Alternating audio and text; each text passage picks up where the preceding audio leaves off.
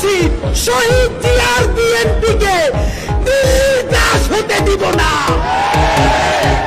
জামাতে ইসলামী স্পষ্ট মনে রাখেন, সাইদি নিজামীদের জামাতকে ভারতের দাবিদার হতে দিব না।